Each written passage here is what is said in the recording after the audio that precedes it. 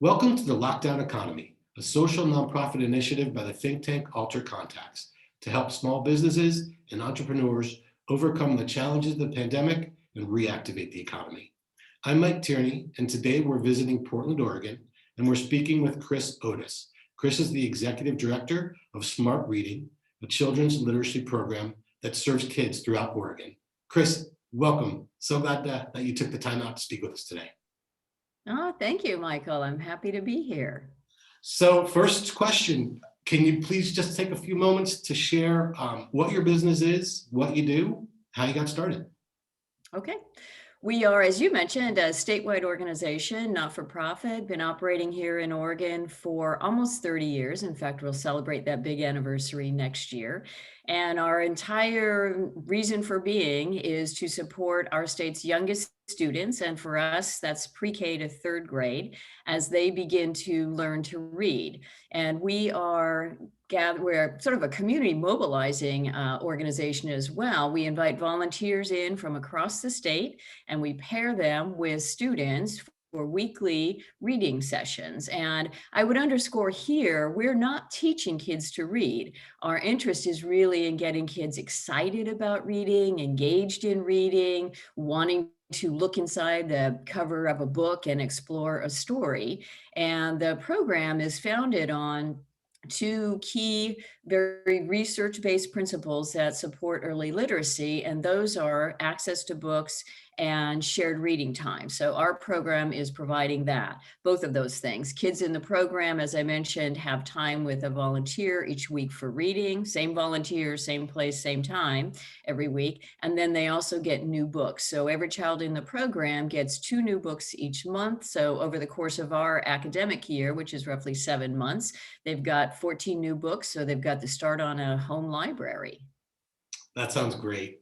How do you get connected with the students? Do you connect with the principal and the teachers to identify, the best candidates to do the reading assignments? Yeah, precisely. So we're working with roughly, well, in the pre-COVID environment, we were working with almost 300 schools or sites around the state. So elementary schools or pre-K programs, mostly Head Start sites. And all of our elementary schools are Title I schools. So they qualify, they have a lot of students who qualify for free and reduced lunch because we know that certainly poverty and economic challenges are one of the inhibitors for kids academically. So we are very focused on serving those students. And then within those schools that we're serving, the teachers are the ones who are identifying kids who they think can benefit from the program. And they're looking at a number of variables. So they're considering, is this a student who's not reading at grade level, or is this a student who isn't reading with their peer group, or they may know that it's a student that doesn't have many books at home or might not have someone always available to support them in reading. Or sometimes there are students who are actually okay readers, but they really need someone to spend some time with them. So the teachers are the ones who are getting to know their students and deciding that these kids could probably benefit from what our program has to offer. Right. And so big question, how has the pandemic and the restrictions, I know Portland Public Schools and schools throughout all of Oregon shut down in March and are just barely now exploring hybrid options to get kids back into some sort of school, at least for a couple days a week. So Exactly. in this time, how have you managed to change up your game plan and still be effective? Well, it's been an interesting road and ride over the last year or so. But as you mentioned, roughly a year ago, the governor ordered all the schools in Oregon closed. And we had actually taken our volunteers out of the schools about a week prior to that, just kind of seeing the handwriting on the walls. And for the last quarter of that fiscal year, or academic year, we were very focused on what could we still do in this environment to support our kids. So the focus for us then was on book distribution because we always are getting books in the hands of kids and we wanted to continue to live into the mission and do that. So we worked in a variety of ways to do that. We have tons of volunteers. Last year when we were serving, before we closed down, almost 11,000 kids, we had 5,000 volunteers who were supporting us in that work. So we tapped a number of them who helped us assemble book packs for students or boxes of books for students that then went to the schools and got out to kids. And it was sort of like you've seen one school, you've seen one school in terms of how that worked. And some sites, there was a school personnel who was willing to meet us there, of course, socially distance and pick up books from us and get them out. There were a couple of places where school bus drivers were taking homework packets out to kids, so they took books with them for kids. We also brought books to meal pickup sites at schools and got those out to kids. So just really everything that we could do to still get books out. And in that roughly 3-month period, we managed to get out over 30,000 books to kids.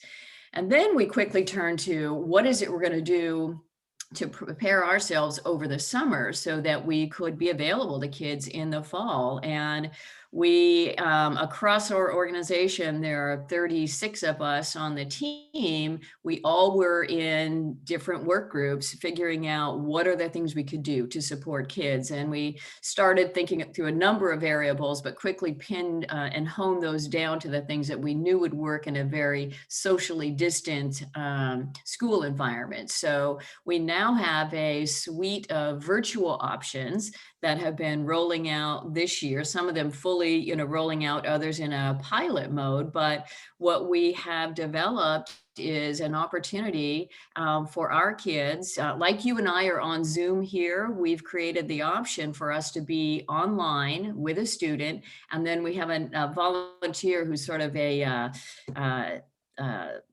data and a digital ninja, if you will, who created for us what we call our virtual story room. And it's actually an online version of a number of the books that are in our curated book collection that we're accessing, just, sharing screens and clicking a book and it opens up. And we're bringing to the virtual and the digital environment that same individual reading experience that kids had.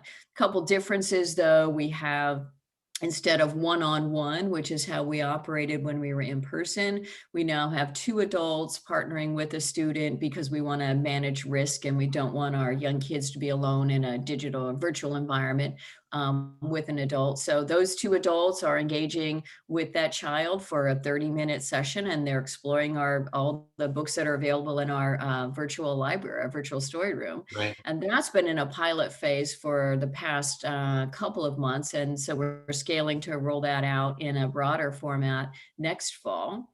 And then we also have created a series of digital or virtual read aloud. So volunteers like you and me, we pick a book out of our curated collection, we read it aloud, it's recorded, and it resides on a place on our website that is available to all of our students via a QR code that's given to them when they get a book from us. It has a QR code in the front cover. They can scan that. They can then go on into the digital library and access, I think we have over 180 different read alouds available for kids now. And then the final element that we've put in place is asking our education partners to invite one of our volunteers in to do a virtual live read aloud. So you, the teacher, could invite me in to be with if you've got some students in classroom, because as you've mentioned, they're starting to bring kids back slowly on a hybrid schedule, or in their virtual classroom, and you'd invite me in and I would share my book with your classroom and we could have some dialogue about that book and just get kids engaged in the book and the story and getting them excited about what books have to offer. So that's really good recovery. It sounds like, the books that you got out, you mentioned last spring, were they about the same number that you might have gotten out in a regular times or similar, close to? Actually, they were. During that quarter, we had expected we would have distributed about that many. And to that point, this year, we have been distributing books, far and wide to teachers and to classrooms across Oregon. And we're on track to give out as many books as we would have in quote unquote a traditional school year. A little bit different this year, though, also in the standard programming, kids who are enrolled in the program are the ones who get the new books, and that's not necessarily every child in the classroom. In this new model, this last year, what we've been doing is giving books to entire classrooms of students, because there's, interesting, more research coming out. There are two recent studies that just came out that really are addressing what is sort of the crisis within the crisis. We have the pandemic, and then we have what's following that, which is this, this looming situation for our for all students really, who've been out of school for so long. And those reports are, across the board saying reading and reading progress and learning to read is really being challenged in this environment. And in fact, one of those studies said what kids really need right now are books. And this was a survey of over 1,000 educators. And what they were telling the researchers is what kids need right now are books, and they need motivation. So that is tailor-made for what we're trying to do. We're trying to get books out to kids and give them opportunities to engage in those books, which we hope will motivate them to do some reading on their own. So speaking of motivation, I was in preparing for the interview, I was reading up on your organization, and I really love the idea where you're recruiting like people of note, like perhaps artists, athletes, leaders in the community that are known to kids to help out as celebrity readers. Tell me about that and how it's done for you. Yeah. And that's been super fun. And you really did do your homework on SMART. So probably what you were looking at was some information about a day-long readathon that we just hosted last month. And that was exactly like it sounds, a day-long program where we had readers, both local celebrities and otherwise, from all of our service areas around the state. And we're in 27 of the 36 counties in Oregon.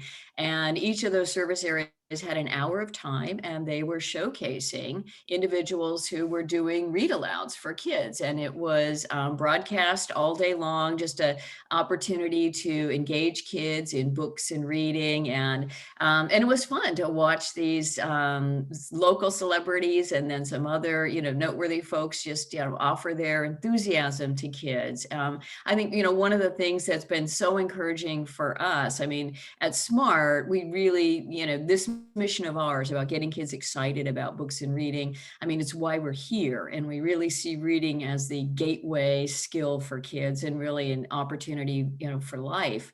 But what's been so encouraging is to see the number of people across our state and really across the country or globally who share that same commitment, who are recognizing that right now this is really hard for kids and who want to do something. And it was just a great way to see them share their energy and their enthusiasm and their interest in getting kids excited about books and reading. Right. And so have you been able to connect with folks in similar organizations as yours, maybe in different states, to share ideas and implement some ideas that you might not have thought of, and you sharing with them, and just taking advantage of your network in these crazy times? Yeah, we have done some of that. In fact, we're SMART is the founding partner in a literacy collaborative. It's the Early Literacy Success Alliance, or ELSA, as we affectionately call it. And it's a collection of other early literacy providers in the Portland metro area and a couple of other that are regional, all who, like us, share this commitment to getting kids engaged in, excited about reading, and sort of an interesting continuum of service providers. So there's a partner of ours who's working at the birth to 5-year-old level. There's another partner who's working very specifically with kids who have learning disabilities. Another partner whose sole reason for being is just getting used books cleaned up and back out to kids. So we've met a few times. We meet on a regular basis, but we've met a few times very specifically to talk about who's doing what. And especially in the early days of the lockdown, and we got our book distribution happening, but the focus really was then on, all right, what are we going to do next to really more closely replicate our services?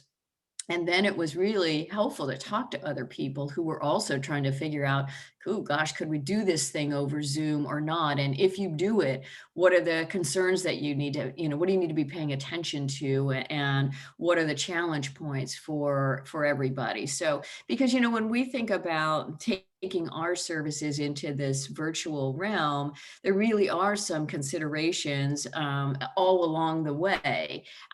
Certainly there are technology challenges. I mean, how many meetings have you been in when somebody hasn't said, can you hear me? Can you see me? Am Yeah. I sharing my screen or not? So Mute we had button. all those things to think about in terms of how do we do this? There's a whole, training components to get people not only familiar with the Zoom environment or the Google Meet environment, but then feeling confident about doing that.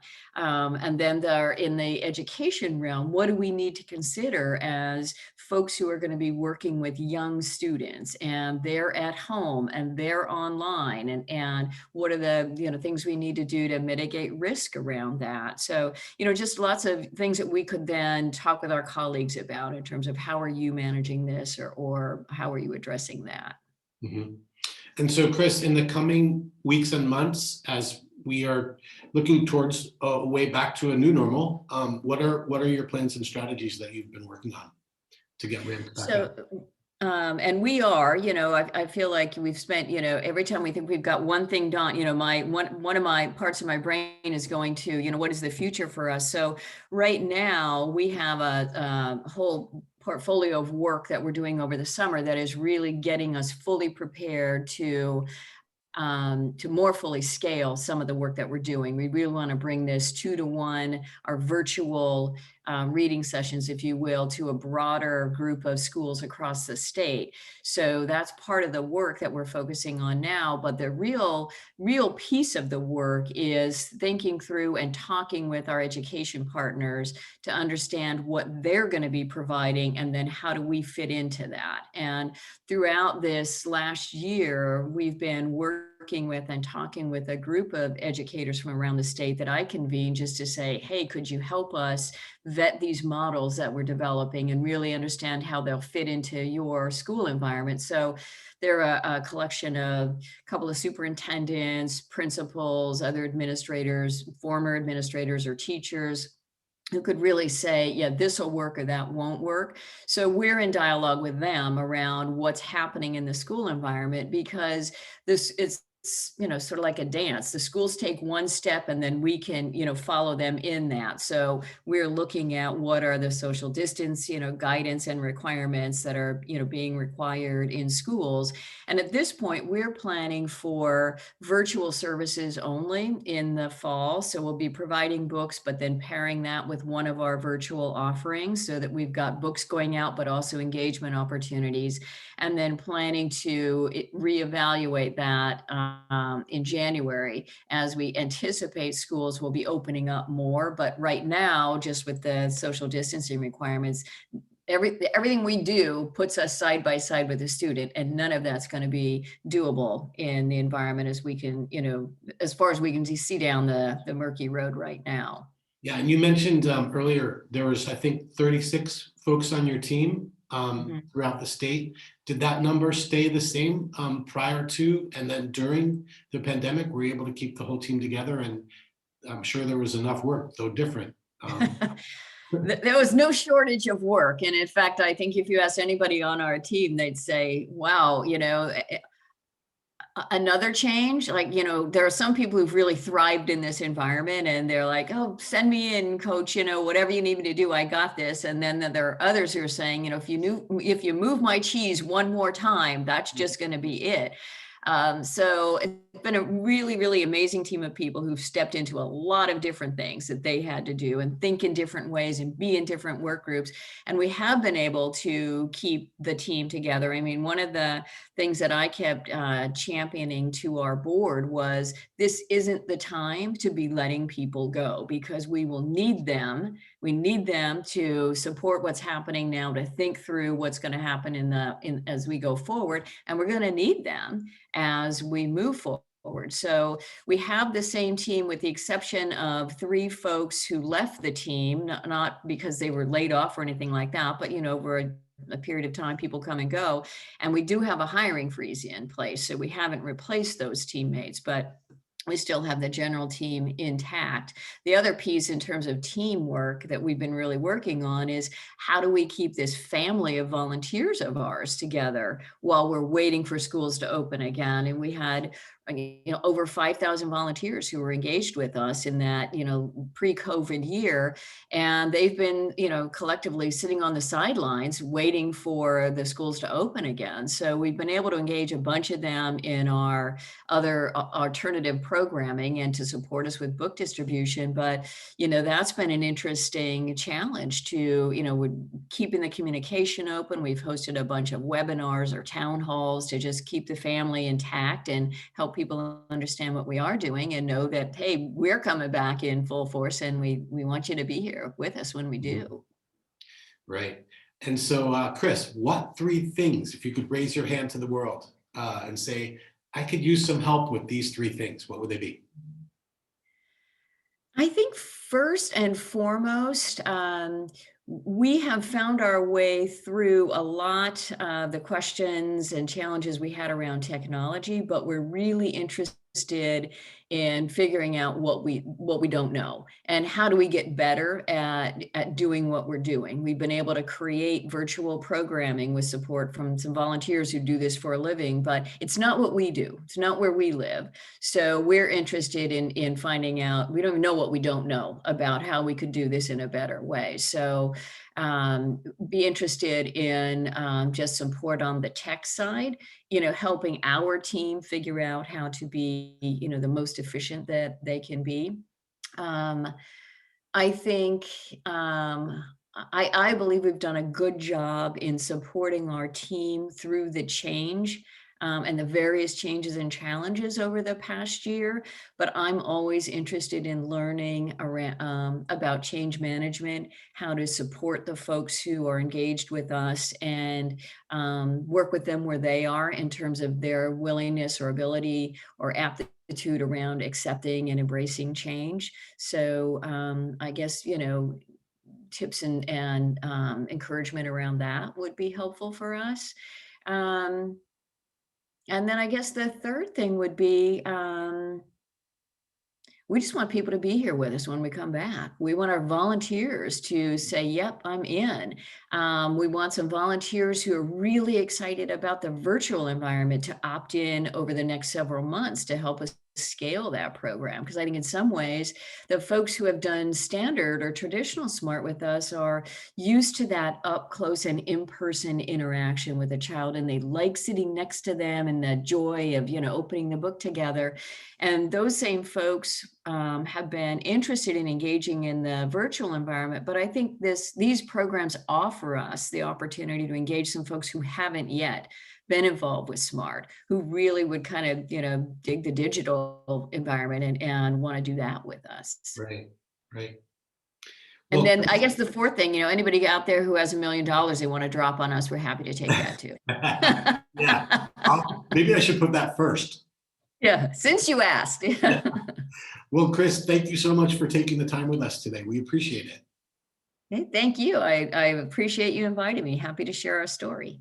So we've been speaking with Chris Otis, the Executive Director of Smart Reading, a children's literacy nonprofit based in Portland, but serving kids throughout the state of Oregon, all the different counties, or at least 27 of the 36, something like that. Yep. So thank you so much for your time, and thank you to everyone else tuning in. We invite you to share our channel with those in your network who will find it useful. We interview business owners and entrepreneurs all across the globe, big towns, small cities, and everything in between. I'm Mike Tierney saying goodbye until next time. Stay tuned and stay healthy.